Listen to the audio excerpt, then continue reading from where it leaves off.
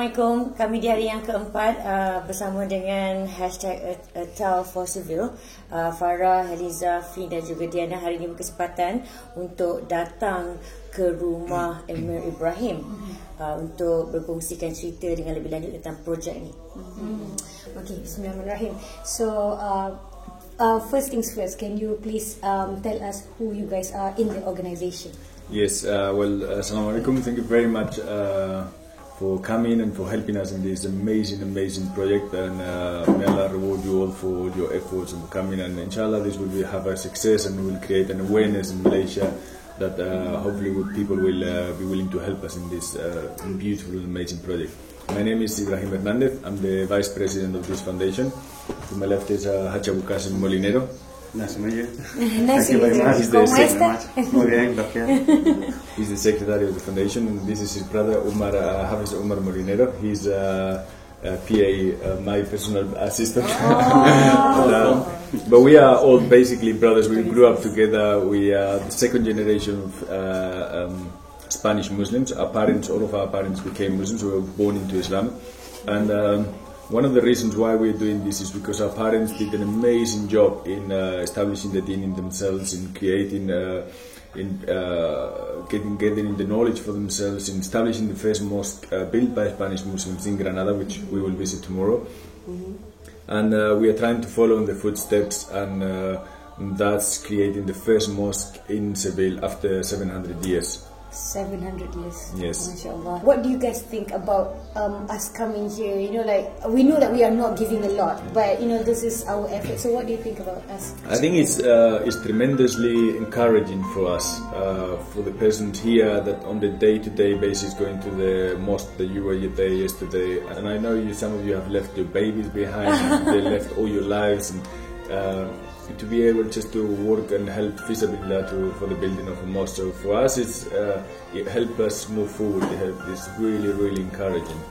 Of course, we Malaysians feel privileged that we can help a bit, but maybe you can tell us why Malaysian? You know, because they are Indonesians. Yeah, a lot of I think it's there's a reason for it. There's many reasons, because being Spanish Muslims, we need to also be careful where we get the help from, because we need to. And Malaysia and Indonesia, which we are going actually, they have that image of a moderate Islam. Not because they have moderated Islam, but because Islam is moderate. So being in a non-Muslim country, we need to be very careful to give that image of Islam that we believe connects us with Malaysia, Indonesia, and other places like Morocco and even Turkey. So there's other places that we need to be a little bit more careful with gathering help from. Also because Malaysia has welcomed us with open arms. Oh. Absolutely. We know that the cost of this mosque is 18 million euros, right? Yes. And for some Malaysian, they don't understand why does it take that much amount, you know, to build a mosque. Can you please explain in your own words? That's probably one of the hardest questions to answer, because as for those Malaysians, for myself, it's also very expensive. But I can tell you something. We were taught since very young that we have to have the best expectations of Allah and the highest expectations of Allah. And you need to have the best. And this is not for ourselves, this is for Allah and for the deen. And we need to build a place that is a shining light for the Muslims, that attracts the Muslims and the non-Muslims to the deen. So, and a place that is beautiful, that is welcoming. This is not a Muslim country. As Spanish Muslims, we are very privileged to be able to give that image of the deen. Yes. Because we are not foreign to this culture, we're not foreign to this country, we are Spanish, we can't go anywhere else. We are Spanish, we respect our government, we respect our constitution, and it is by that right that we will set up this mosque, inshallah, in Spain. What are the challenges that you guys been facing ever since day one? Yeah, I mean, there's obviously been challenges, but I like to look at it in a very positive way, and there's been far more gifts than challenges. I mean, for us, being received in Malaysia, you coming here, I mean, it's been like gift after gift after gift, and openings from wherever we less expected. And the first thing that Rasul Sallallahu, like Heliza was saying, when he got to Medina, was to establish a mosque. And that's in a way what we're doing. That's good. So it's what our parents did in Granada. Is the first thing is to establish the deen really in yourself, in your family, in your community, and then to establish the mosque.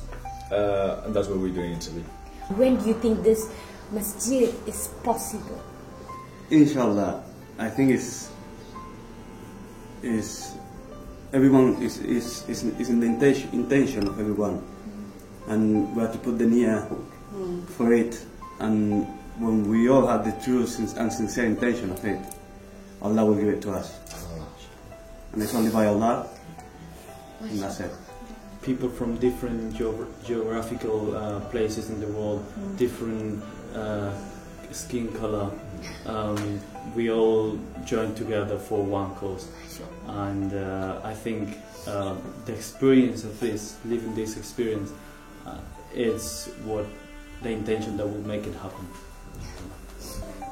For me, it's more important, like I said, more important than the money, the intention, like what Umar said, that's what will actually bring the mosque alive, and we know that that's the way. And for me, this is very important, and we haven't even thought about this, because we're not professionals in this, we don't know how to do this, but we have the intention and we will put our lives into it.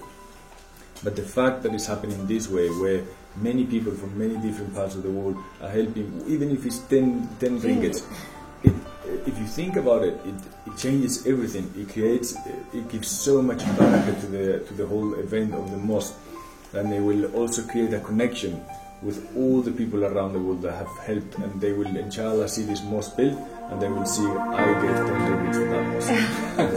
Yes. I helped build that mosque. I give £1. I gave £1. Inshallah. I want to say thank you very much to all of you, and thank you very much to all the people in Malaysia for the help. And I only want to say that we are united only by saying La ilaha illallah Muhammad Rasulullah. Okey, itu adalah antara sedikit sebanyak perkongsian yang dapat dimaklumkan kepada semua daripada penduduk tempatan sendiri, kenapa mereka beria sangat nak membina masjid ini dan meminta bantuan anda di luar sana.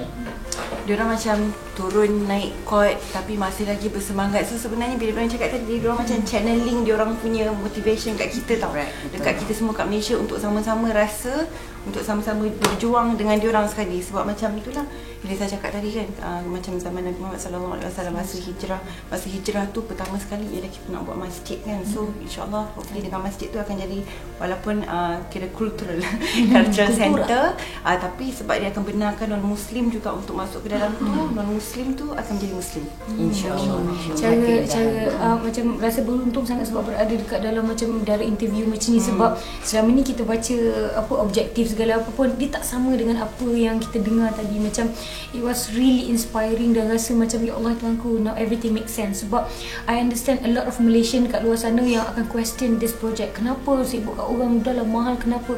Bila kita dah dengar sendiri macam it is way bigger. Kita dah tak rasa tahu kepentingannya masjid, sebab masjid dah memang sedia ada. Kita tak nampak dia sebagai macam pemangkin dan penggalak kepada agama Islam itu sendiri. Macam dia mereka memerlukan masjid bukan setakat untuk solat je, tapi untuk berbagai aktiviti, plus untuk buka juga beri laluan, buka pintu kepada non-Muslim ni datang, kepada cultural. Dan saya teringat satu kata-kata di mana hindarilah api neraka walaupun sebelah tamar. Nak menunjukkan bahawa sebenarnya kita memang kena grab peluang ini. Untuk kita ni tak dapat banyak, sedikit kita perlu menyumbang. Dan bayangkan, cuba sama-sama kita bayangkan, walaupun kita dah tak ada kat dunia ni, takkan kita nak solat dalam kubur pula. Jadi nak kata ni, walaupun kita dah tak ada dekat dunia ni, orang yang sentiasa menggunakan masjid itu, bersolat, buat aktiviti, apa sahaja kebaikan, kita tetap akan dapat insya-Allah aliran saham dia. Sebab kita tahu kan, apabila meninggalnya anak Adam itu akan tinggal 3 perkara sahaja. Yang pertama, sedekah jariah. Kedua, anak yang soleh dan juga soleha. Yang ketiga, ilmu yang bermanfaat. So, insya-Allah jangan lupa untuk teruskan menyaksikan program ini Atal for Seville. Dan jangan lupa follow www.ukhuwahforumah.org. Assalamualaikum warahmatullahi wabarakatuh.